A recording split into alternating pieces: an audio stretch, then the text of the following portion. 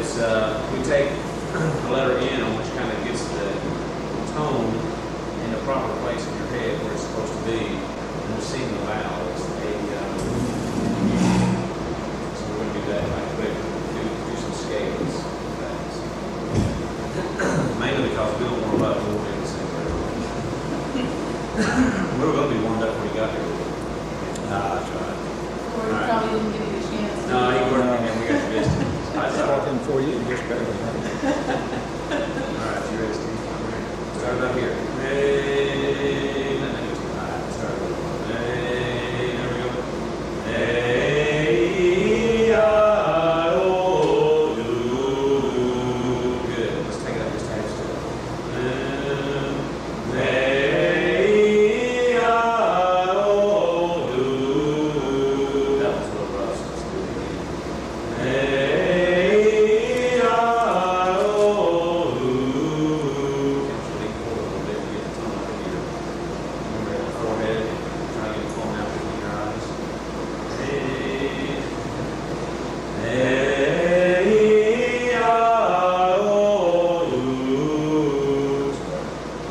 That was a little rough, so let's do it again. You think we can, I don't think you got, can we shut that?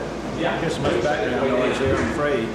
Yeah, I was thinking that Yeah. too, but thanks for reading that. Thank We can you. shut it off, then it gets hot. Oh, it won't, I don't think. All right, we were here. Hey, let's take it up that step. Hey, hey, again. Hey,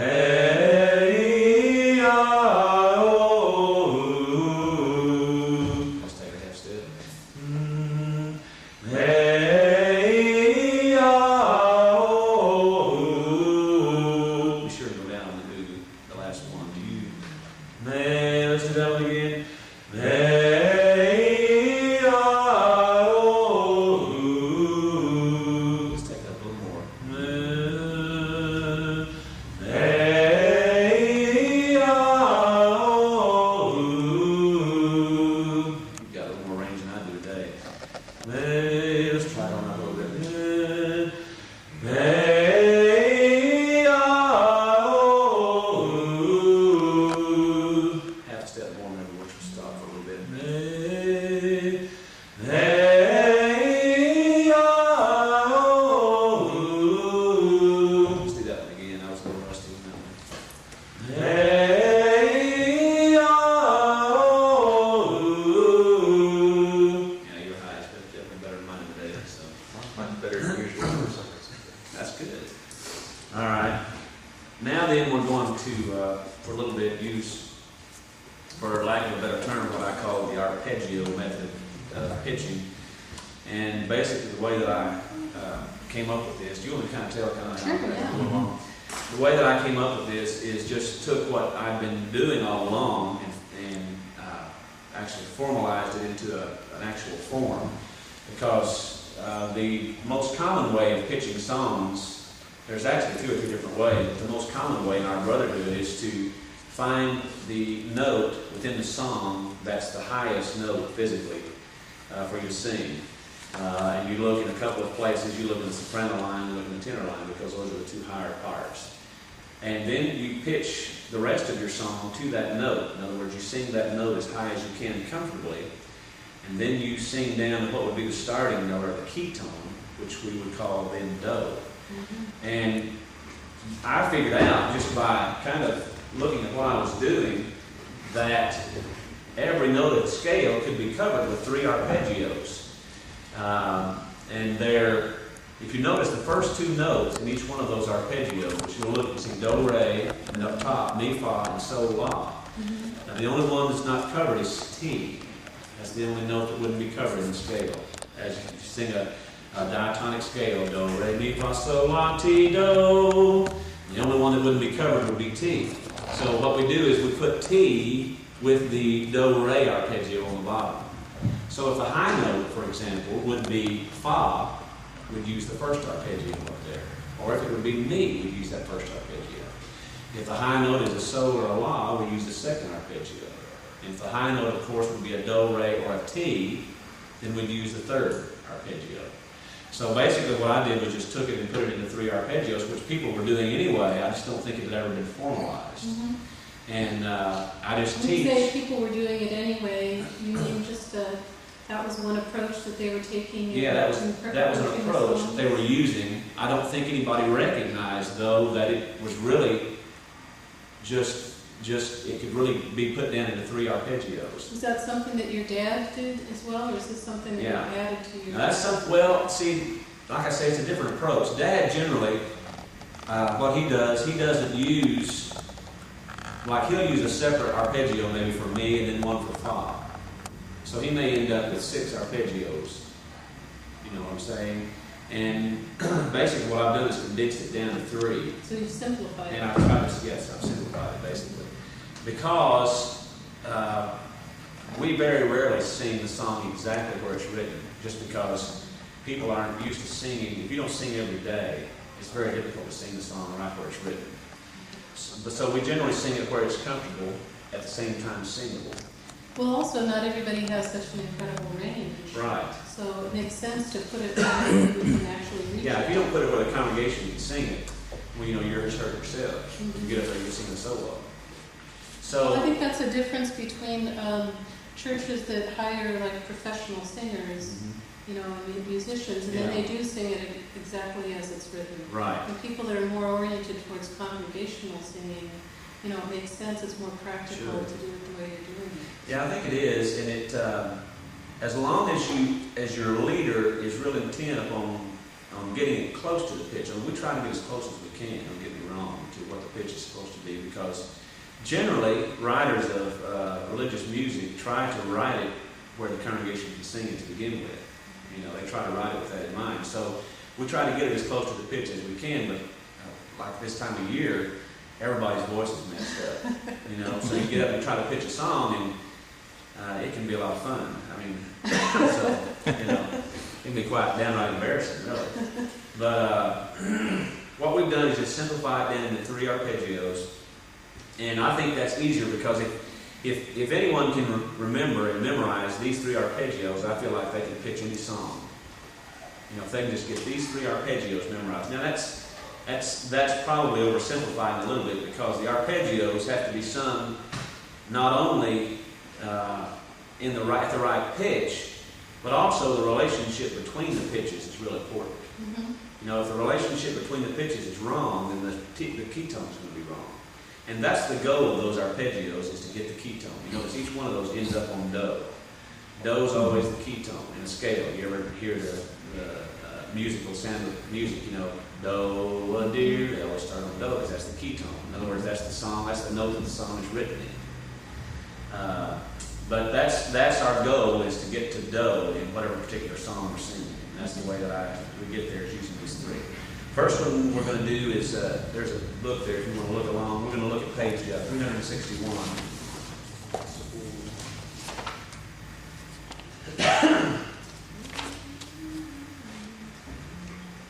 And I'm going to let Steve demonstrate the pitching method, because he's worked on it pretty hard and pretty good. He's done a good job. Steve kind of already had his own method when we first started working. And I don't know, what do you want to explain what your... Oh, I didn't really have it formalized. It was just kind of sing what was comfortable for me and hope that everyone else did. But it seemed to work. I just kind of went off my own ear, but it's a lot more exact, a little more accurate now. Well, you did have sort of a background in this before you came to this, Right, right? So yeah, you have slightly He'd grown up in a different church, and he'd heard, I guess, a lot of people lead songs over the years. I don't know, you led some down there, hadn't you, before you came? Yeah, I've led quite a bit. And where were you from originally, Alan? I went to school in Neosho, Missouri, and I went to church in Joplin.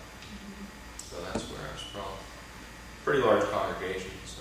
Yeah, they've got, Okay. well, they got about 200 people, it's like on Sunday. A little morning. over 100. I don't know. Looks like about 150 or so. Depends how many show up. Who's gone? Yeah. Yeah, it's a lot bigger than the church in Janesville. You know, we've got 55 on Sunday morning if everybody's there. So The range in Joplin's a lot better too, and so you can pitch songs a lot higher than you can in Janesville. You have to pitch it probably, I don't know, 2 steps below what it should be or so that everyone Because of the singers? Yeah. Yeah, Mhm. that's, you get into that, you know. Yeah. Of course, part of what that is we've got a lot of little old ladies that Mhm. just won't sing it very high, you know, Mhm. and you can't get them too hardly. Mhm. And we don't have what's called, you know, a lot of congregations, they have what, that's kind of almost a derogatory term, but I don't think it is the way I mean it, the old bell cow, you know, where one lady will strike out on the lead and just lead everybody along from the congregation. That can be good or bad. It's caused a lot of problems. Yeah, if she overcomes the leader, you've got problems, you know. But if she'll follow the leader's lead and advice, then you've got a real good situation. But we just don't have anybody like that down there. And so that gets, you know, it gets to be a difficult thing. But we're going to pitch this first one. Steve's going to pitch this first one using the arpeggio system. And basically what he'll do is he'll look through the song and look for the note that's the highest physically on the page. And we'll let him go from that. I'll just let you kind of go from there. Were you sing this one? Yeah, we'll sing the verse of it. Just to, Well, the highest note, you look basically at the lead line, which would be the soprano, and the tenor line, because those would be your two highest. The high note here is a sol, so it'd be the sol la arpeggio. okay, that's the second arpeggio up there. And Sol la sol mi do. okay. Do, and that's your low note. For the basses is a do on the other end. Do, do, mi, sol, mi, do. And it starts on a do. Do. Okay. I'll sing the tenor. You go ahead and sing the soprano. I'll sing the tenor. This world is not my home, I'm just a passing through. My treasures are laid up somewhere beyond the blue. The angels beckon me from heaven's open door, and I can't feel at home in this world anymore. Oh Lord, you know I had no friend like you. If heaven's not my home, then Lord, what will I do? The angels beckon me from heaven's open door, and I can't feel at home in this world anymore. Good. That was right on, I believe. Now, is this a song you practiced before? No, that's not together.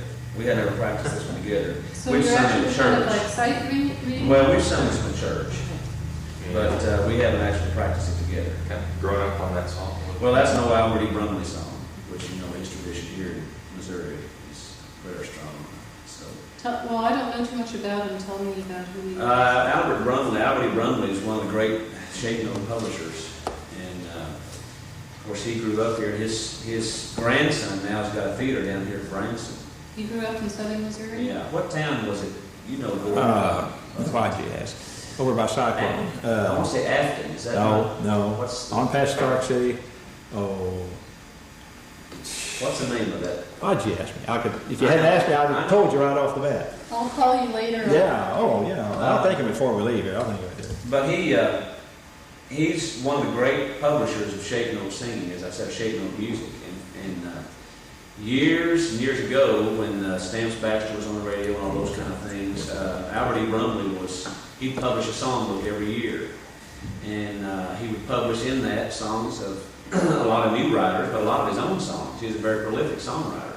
Wrote over 300. Yeah, he's written some of the standards in gospel music, like this one. This is. What period did he live? He died in 77. He died in 1977. Yeah, So it'd be this since first early time. 1900s. Yeah. I think he was in his, was he 76 or something? Yeah. Died, so.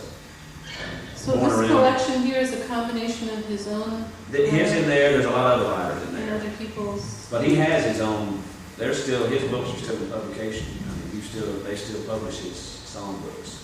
But you have to watch what they do now. They'll have some song that's even older than here, and then they'll have Brumley, and this arranged is real small in there. You know, Right. that's the family that's done that, not necessarily him. No, he wrote "I'll Fly Away," "Turn Your Radio On."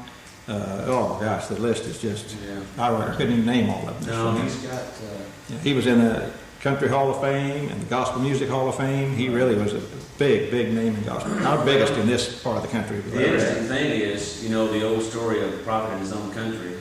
He has more acclaim outside of Missouri, probably, Yeah. than he does. Well, that's typical of us And in it this is. part of the country. Right. So, but you go down to anywhere south of here, especially, and people are just in love with Albert Brumley and his music, you know. And he's still remembered up here, but not quite like he is every place else. So what what churches would you find his music in? Oh, anything. I mean, Lots of different ones. it's probably across all denominations. I would say. Yeah. He's that's one thing about him too. He has such a wide appeal. Of course, see, he began publishing shape notes, and that was his. He was one of the early members of the Stamps Baxter Quartet that was on early radio and everything. You know. What was his own religious affiliation, do you know? I think that he was Baptist, but I'm not 100% sure. Well, you could be pretty, in this part of the country, you could almost kind of guess at that if you didn't, If I were going to cast my lot in one most likely bucket. Yeah, one of the Baptists is. Are Baptists still using shape notes? To a degree, especially the old, what you call the hard shell and the hard line Baptists, they still use shape notes real heavily. A few Pentecostals still use Yeah, it. a few Pentecostals. And you might run into a Methodist church, or even, it depends on where it is, even some Presbyterian church. Right. Which, Right. in Springfield, they don't even know what it is, you know, Right. they don't know what shape note is. But Well, I found with interest, you know these little book racks that they have around here, these Ozarks, like Ozark recipes and hillbilly this and that. They've got a little songbook. Really what they've done is taken Albert Brumley's, one of his old songbooks, and just taken a lot of songs out of it. And they've kept the shape notes, which I thought was interesting. So you can still find a lot of shape notes. Of course, we have our own publisher that works specifically with our congregations. And he does these songbooks here. His name is Linwood Smith. He lives down in Weston, Mississippi. And Linwood is one of the old timers. He knew all the guys who stand for Baxter Quartets. He knows all the quartets, all the writers, all the publishers. He goes to all the conventions and publishes specifically for our brethren, our congregations. That's Church of Christ. In the Church of Christ, right. that's the real reason we still have shape note, really. Because it's mainly Church of been Christ. carried on by the Church Right. of Christ. Yeah, we've pretty much been responsible for carrying that tradition on, I'd say. No doubt about it, no doubt about it.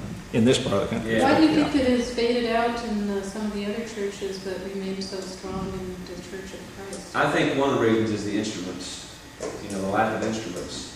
Because with instruments, people get very reliant on the instrument to teach them a song, for example, so they don't have to learn the music.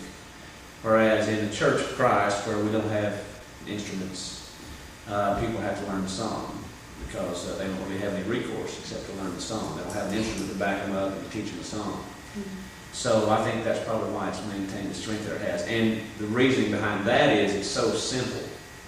It's so easy to learn shape notes. Once you learn the scale, then you've learned the entire thing. I mean, that's pretty much it. Whenever I teach anybody, the first thing I did with Steve when I sat down is I said, you need to learn the scale frontwards, backwards, upside down, crossways.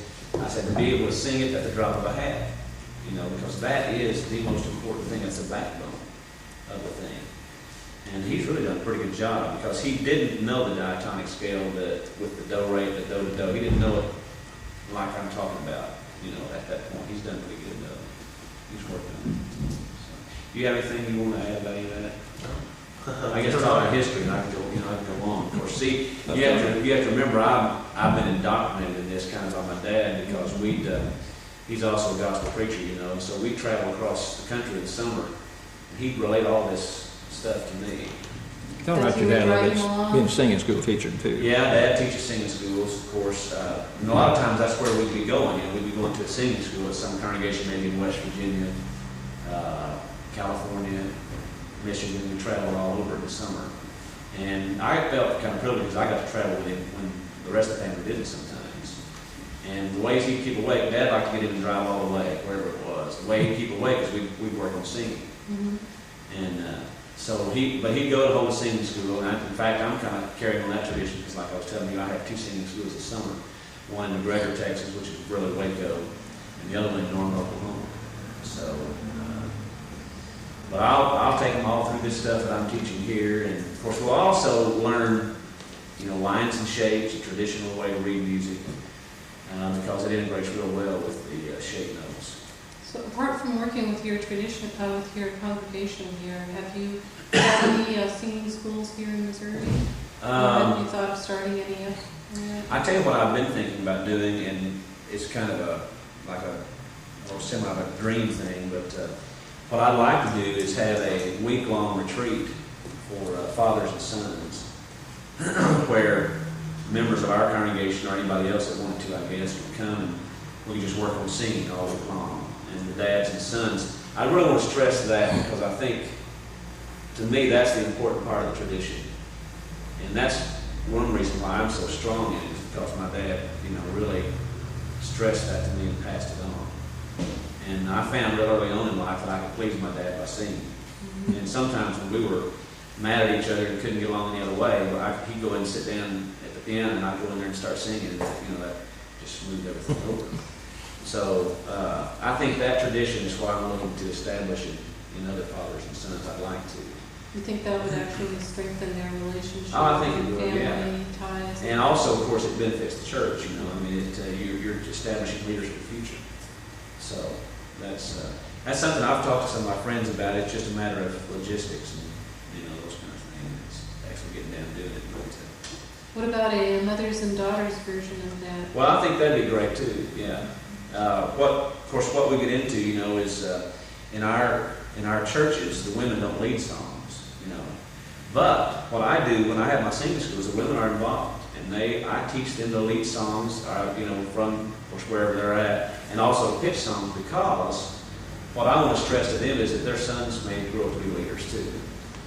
And they can help train. And right, they can train their sons or whatever, and you've got to have, of course, you can't have singing. The real congregation sing about the women there anyway, so you don't really want to. But I always, people say, well, should my girls come? I say, yeah, I want your girls there because they need to learn the shapes too to sing. So, yeah, I think that'd be a great thing. I don't know, like I say, it's kind of a pipe dream for me, so it's not something I've been able to spend a lot of time on. Well, if there's some way that we could help support it through the apprenticeship program. Yeah, because when your dad first originally came in the program, he was training an apprentice, but they were also kind of working with the congregation too. So we could be probably flexible enough to maybe help support something like that. Yeah, what I'd really like to do is have it at a retreat kind of a place, where we could actually go away. Maybe we'd spend like the morning on singing and then get everybody go fishing or whatever in the afternoon, play volleyball or whatever people want to do, and then come back in the evenings and kind of demonstrate what we've learned that day. I think that'd be a great thing. Oh yeah, that sounds great. But I may end up doing that. Another thing that I really want to do is to put this down on videotape and actually set up a series of lessons on shape note singing. And we're in the age, we've got some guys in the church that have some amazing technology, and I'd really like to tap that potential. We've got a guy that works for a video store, company over in Tulsa. He used to work for Alliance Video here in Springfield. He has access to all kinds of That's a great idea. technology. You can make that available to other churches and Sure. so forth, so that you can Yeah, I be think- helping to teach it even when you're not there. Oh yeah, that's what I really want to do. It's kind of hard for me to schedule singing schools just because of my time schedule. I have time off in summer, but it's usually family time.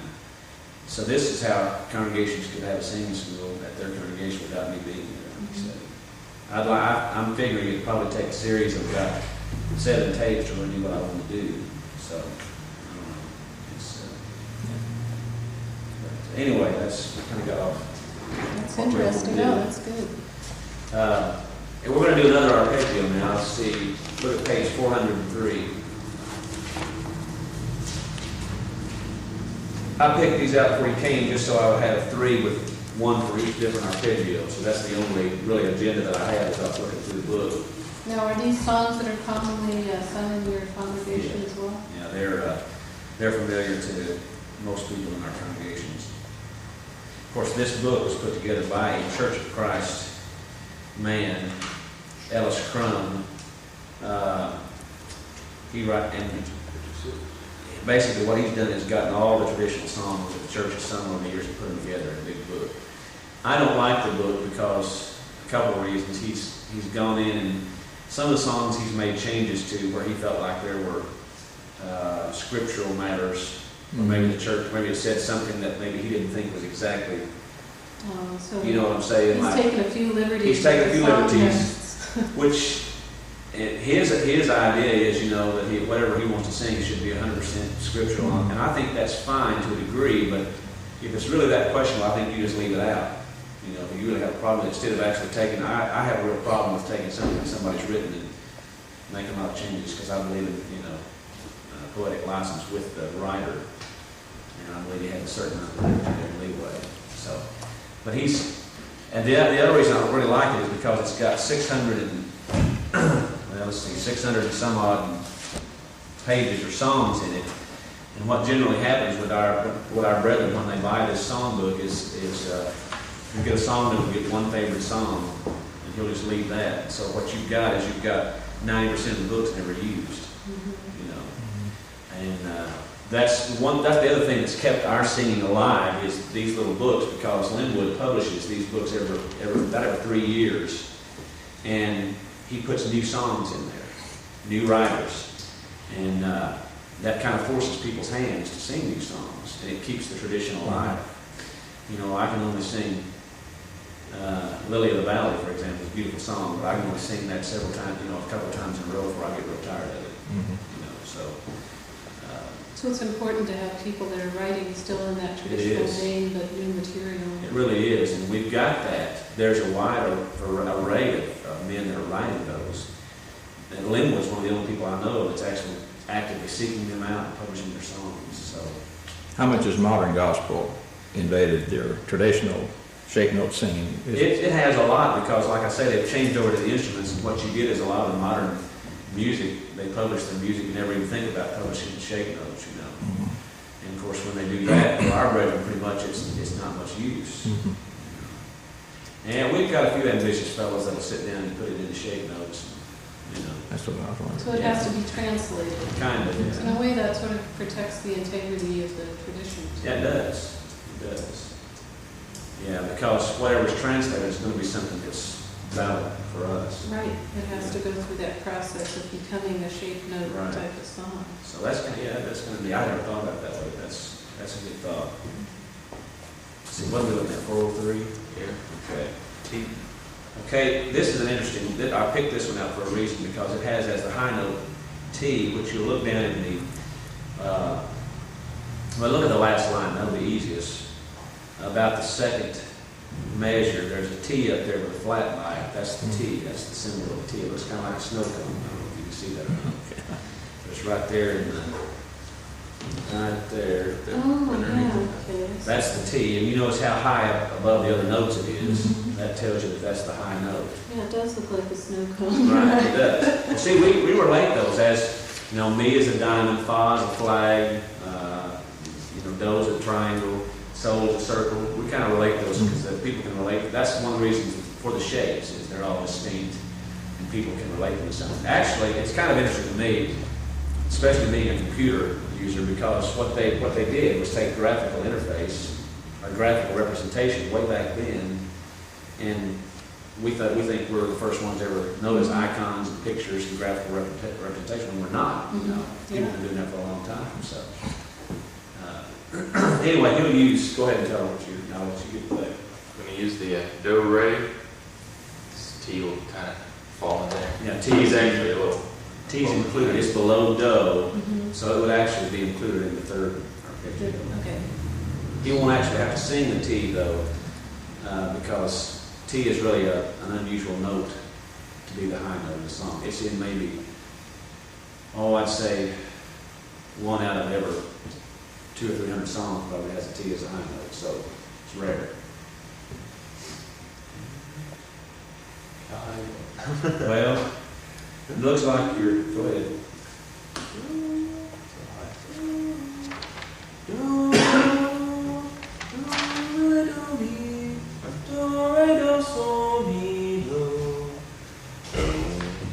I'm going to tune you up a little bit on it.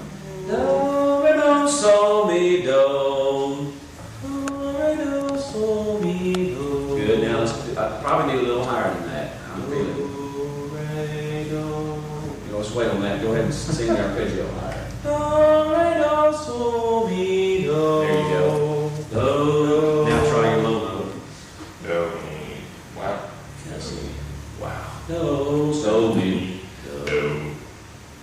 So what do you think that's going to come up with that? I'd probably be a little lighter. It's quite the range on this song. Okay.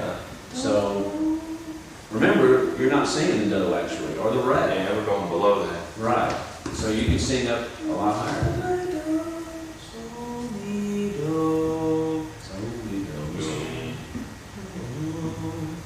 That's about where you want it there. See, there's certain little nuances that I have to teach with this, and that is that, like this last one we did, he's not actually singing the do or the re in the song, because the T is the highest note, it's below the do. So he can really pitch that higher because he's not going to be singing it. In other words, when he gets it, I talk about pitching the note as high as you can comfortably. Well, he can pitch it just a little higher than that because he's not going to be singing the do or the re. So that's kind of where he was working with there. So when you're starting off a song for the congregation, do you always begin it this way, where you kind of show Go through the them how arpeggio. you're finding it? And No, I don't do all of that. Basically, all you hear is just him get up and sing the arpeggio. And then he will sing like, do, so, mi, do, which basically what he's doing is covering everyone's starting note in that. right, to orient them. Right, to give them their pitch. And then he'll take off. That's about all the formality there is to it.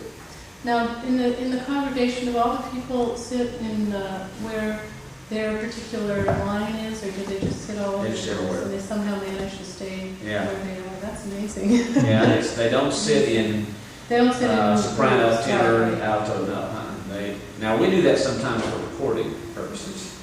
You know, I've directed 5 large group albums, and we record those in that way. We try to split everybody up so that we can isolate them with the microphone and that kind of thing. Your dad did that when I went that time, because I was sitting with the tenors. Right. And I tried to sing, I couldn't go down, then I Yeah. had to. Now we do that singing. So he was just doing that, yeah, that's what it was doing. That's why he did it, because Right. that lady was there, too. Yeah, we do that in singing schools, that's for sure. Huh? Where's good? We're just working on a little thing here, so we'll be in here we'll probably be out in 20 minutes or so. Okay. Still in there. But when we do that in singing schools, we do occasionally split parts up, just so that, like you may have somebody that's never sung alto before, and they may want to try singing the alto. Well, if they're sitting in between a bass and a tenor, they're going to have a real problem with it. So we'll put them with a bunch more altos, and they can hear their part all around them. And that really helps out. That's probably what we're doing with you. I tried to sing the lower, but I couldn't do that. I was right in the midst of all those Oh, yeah. ladies, and they were really singing too. Oh, yeah, they will. Okay, try it again. We'll see how they do. We'll just kind of go fresh. Do, re, do, mi, do, re, do, so, mi, do. Good. Now sing your low. Do, so, mi, do, mi, so. Okay. Okay, and your starting note, this one's pretty easy because your starting note is the same as your key tone. In other words, do. So he starts out right where he finished, if that makes any sense. Do. Now I'll sing the tenor. Yeah. Do. No tears in heaven, no sorrows given, all will be glory in that land. There will be no sadness, all will be gladness, when we shall join that happy band. No tears in heaven, there's no tears up there, sorrow and pain will all have flown. No tears in heaven, there's no tears up there, no tears in heaven will be known. Alrighty, that's no tears in heaven will be known. Yeah. I think you went to a me on that. Yeah, I don't know where I was going. That's all right. If you, I don't know this one, on one of them, just sing the notes like you do sometimes. Okay, we're going to do that. Okay.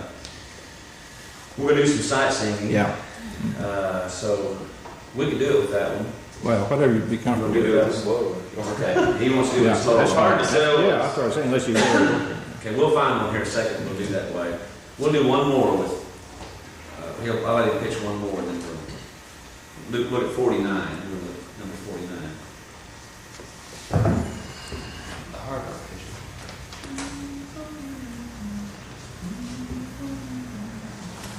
So ideally, you know, but when he's done training with you, he'll be able to basically look at any song and know how to He pitch should. it.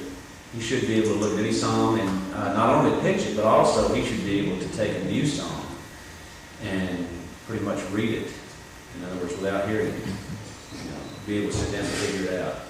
It may not sound exactly 100% the first time he goes through it, but he'll be able to, with the shaking notes, he'll be able to work that out. And that's the real value of it. So really by then, you have to know almost like regular music. Yeah, you do. In notations. fact, You have to be able to know the timing and everything. as well. exactly. See, and we also teach timing, key signatures, Mhm. lines and shapes. All of that is part of when we teach at singing school. But Steve has an advantage in that he had, of course, music in school. But it can also be a disadvantage to learning shape notes because people want to go back and rely too much on their old, what they learned. They may have learned numbers instead of shapes. 1, 2, 3, 4, 5, 6, 7. So it can also be harmful in a way. But Steve's a real good student, so he hasn't had any problems with that. Open-minded. Yeah, he is. Okay. Yeah. Can be me. Okay. Or the flaw, it's actually That's high. right. This is one of the harder arpeggios. So we'll use the top arpeggio. That's good. Yeah, you did good on that. Yeah, been working on that. That's a harder one to sing because it contains the half step. Mi, fa, mi, re, do.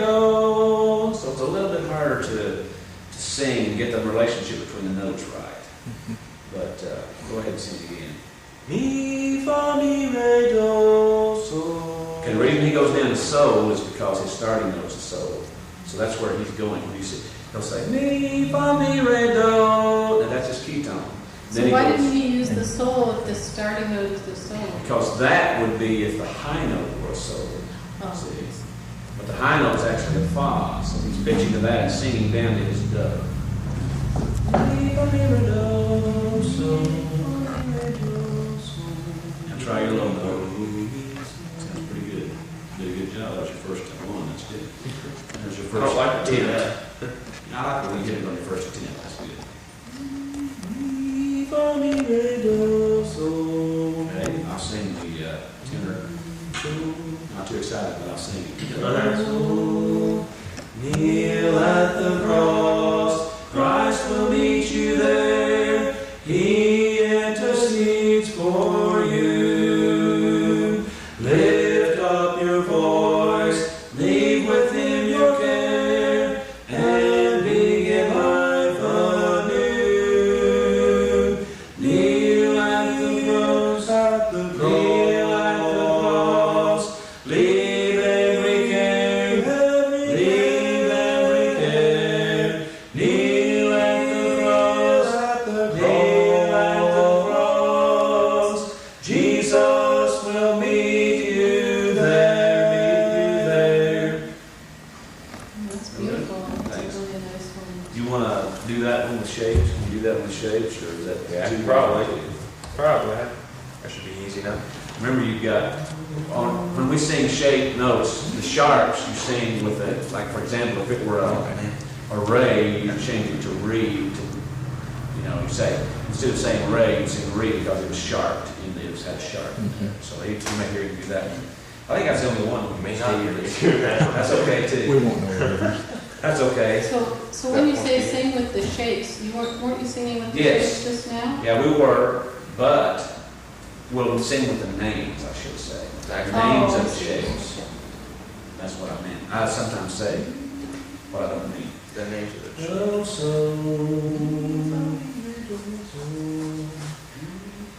We could always sing, I could sing the top line, you can sing the tenor if you want to, Oh, that's all right. the first one. That's What number are you on? That 49, that's the thing I like about Steve. 49? He likes a challenge. And he generally won't step back from anything I ask him, he's pretty good that way. Intrepid. He is. I think it's a trait of his family. I know his brother's that way too. Sometimes too much so. That's right. So, is that gonna be low enough for? Probably. Okay, that sounds good. I'll start mine when you get started. So, la, la, so, do, do, do, do, do, do, re, do, la, so, so, la, la, so, do, do, do, do, re, do, la, la, do, ti, do, do, do, do, la, so, do, ti, do, re, ti, ti, ti, fa, fa, do, do, do, so, do, do, do, do, re, do, so, do, do, do, do, do, do, ti, so, la, so. Isn't that confusing with both of you singing different names? It is at first. Once you get used to it, really, it's very easy. I mean, it becomes second nature to you. It is to me, and he'll get to where it is for him probably. So what's the purpose of doing it that way? Just to Just get to it in your learn, head just better? right. Learn the song, get it in your head. In fact, a lot of times when we're in singing schools, we'll sing the songs first that way. And we'll go through and try to find maybe a new song and go through it. Because, see, even though it's a new song, the shapes are still in the same place. And the relationship is still in the same place. So, you might be singing all new words, but you're still going to be singing the same shapes, and the names of those shapes will be the same. So you think it's also maybe easier to learn it just as a melody with the shapes first and then add the words later? Yeah, it is. It is because you look where the words are written, for example.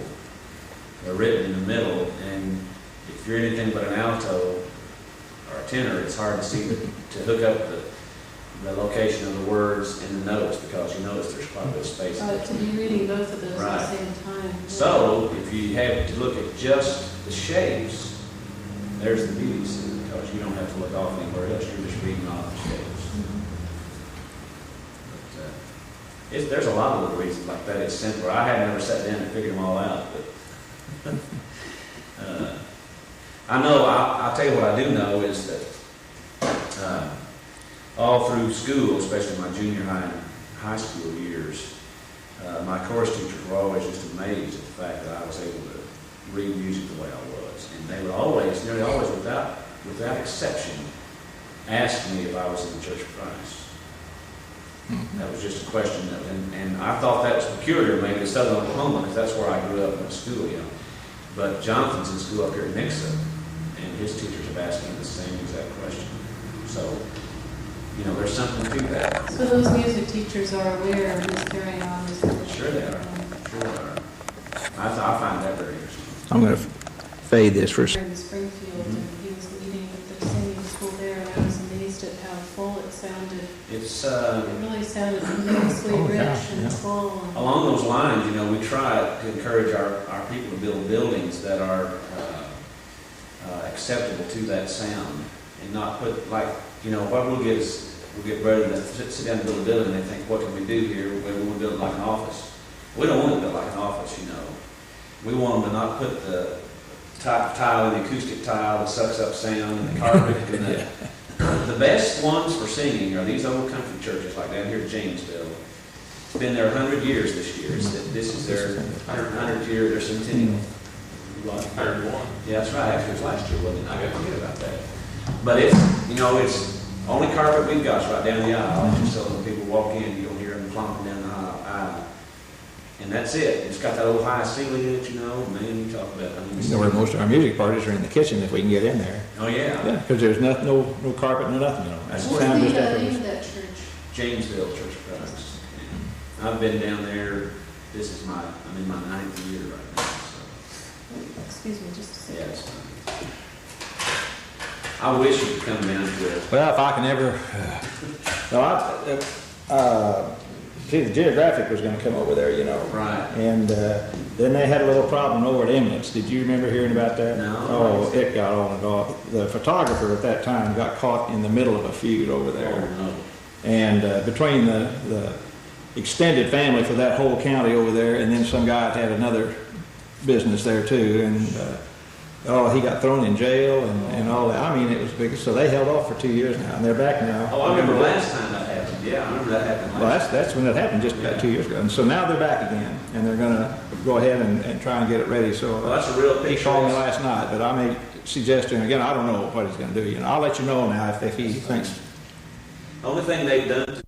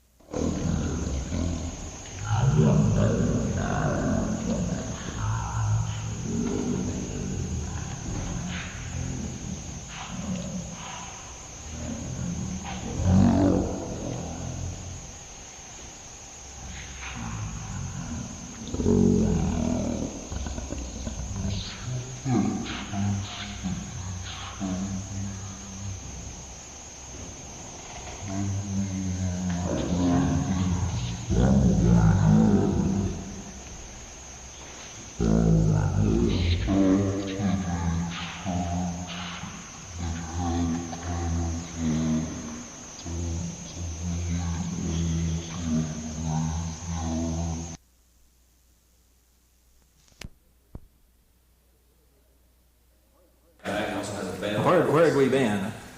Well, it was the same day that we came to see you, and we came to see David. Did I take you over that way? I thought Yeah, we we went kind up. of drove I think up you did. around. I may have taken you by I there think you then. did, yeah. Yeah. Beautiful. It's where the Finley and the James come together. Right. There. Okay. Yeah. Yeah, I may have taken you that day.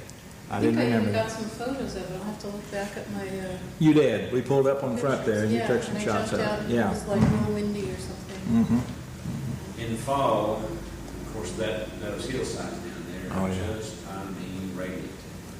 Looks like a patchwork quilt's been laid out. And right out in front, there's two big old sugarleaf maples. One's red and one's orange. And I mean, if everything's good color-wise in the fall, those look like they're on fire. Yeah. You know? It's just beautiful. That would be the perfect time to do the video. Well, tape. Yeah, it would. Yeah, we're gonna take care of all these trees. Get a bulldozer in there. That's Yeah, that's what just people making me wanna do. sick. What's happening? Oh, is this thing going? We're kind of done with I think our part that we were going to do, so I'm so we're good. going to trade with Steve and stuff. Anything else you want him to do? Well- Did you have a request? Well, if you would go up and explain that again, and I'll get the camera more on you here now. I'm gonna try and get it where I can think it'll show up a little better here.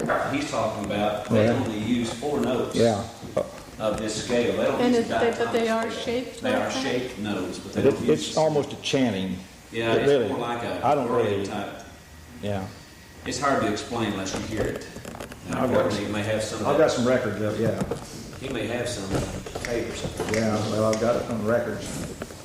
You don't hear what kind of act like a teacher hears. Let me get down a little lower Yeah. here. Yeah.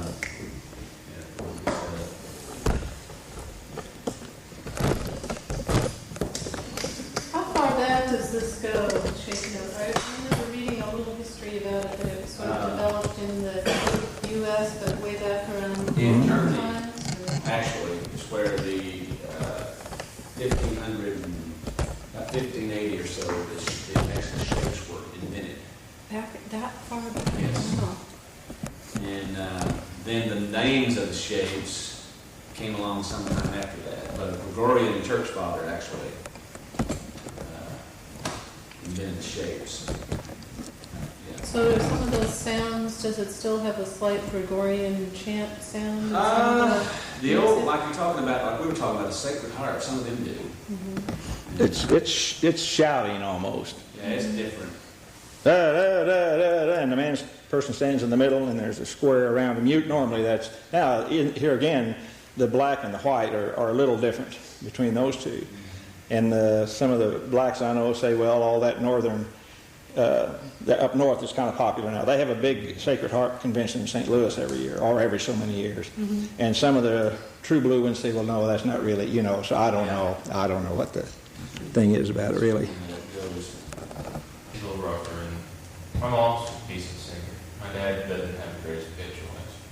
So it's mainly just through your experience in church that you've learned how to do this rather than directly from your family? Right, and I also I played the trombone. I played that for like 6 years. I've always had a fairly good ear for music. Bad thing about his brother is his brother thinks he's really has a really good. We try to work on Rick a little He's bit. coming along. He is. He's doing a lot better. He sat in with this one time. And that can be a handicap sometimes. You know, the person thinks they know really what they're doing, sometimes they don't. That's the hardest ones to work with.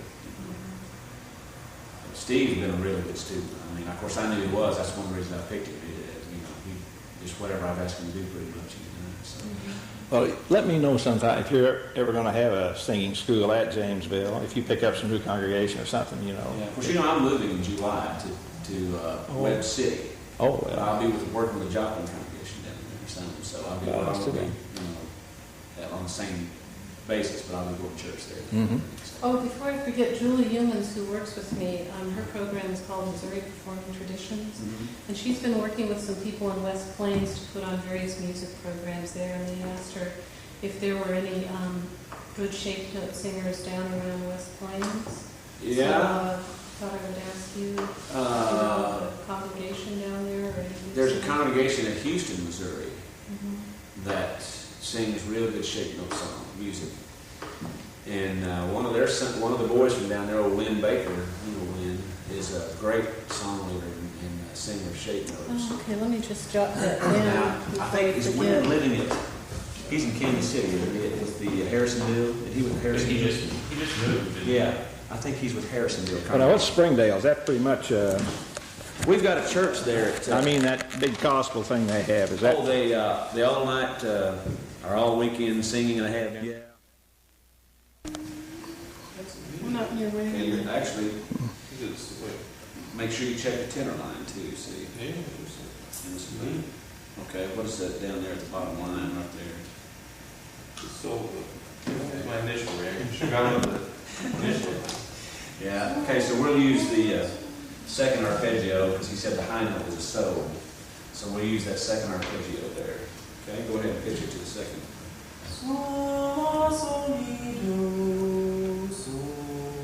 Okay, check your low note.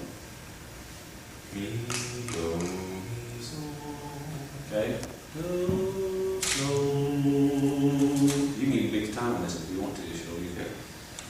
We're singing the names. Yeah, we're going to sing the names. So, la, do. Beat time and sing the names. Okay, that's a challenge. That's what it is, challenge. Do, so,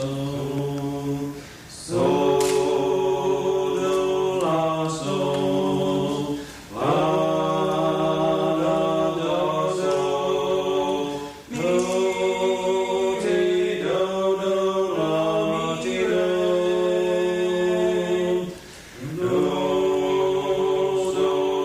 so, la, la, do, mi, do, ti, do, ti, so. Mi,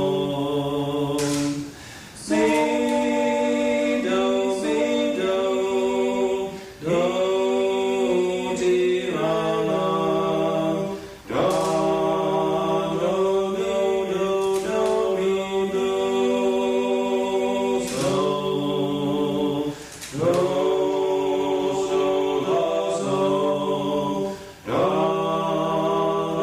La, so, do, ti, do, mi, so.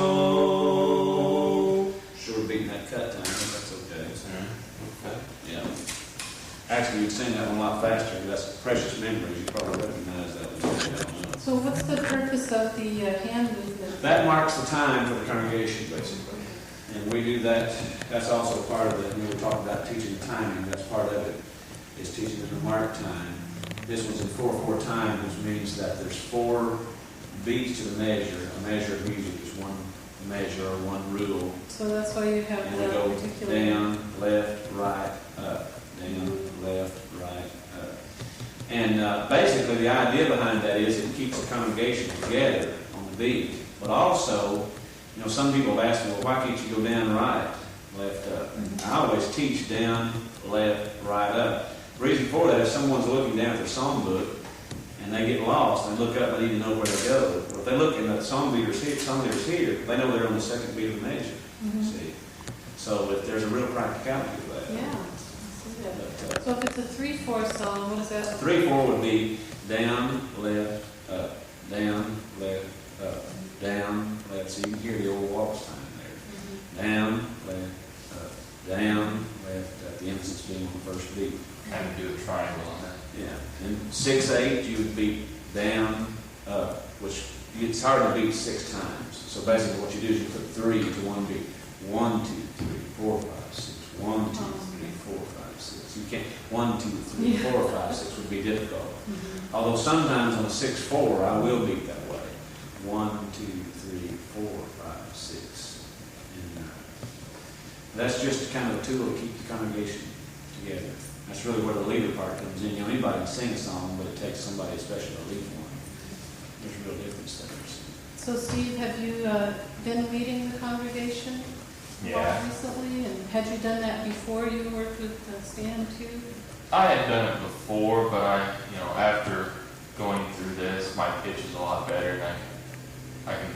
There's some songs before that you lead it and you get down with the first verse and you realize you've been screaming and no one can hit the note. About halfway through, you realize you pitched it incorrectly, and so that doesn't happen really anymore. Steve's a real good song. He was a pretty good song leader when we started. But like he says, he had his own method. Basically, his method was, and there's nothing wrong about that because he just hadn't been trained. He'd just get up and sing about where he thought the song should be. Without really trying to pitch it. You're right. Yeah. Without really, and maybe kind of humming a little bit in his head, and say, I think it's about here, and then he'd take off, which is kind of what his brother still does. So Yeah. A little dangerous. it can be real dangerous. So, Most men have things you lead it too low, it seems right. like.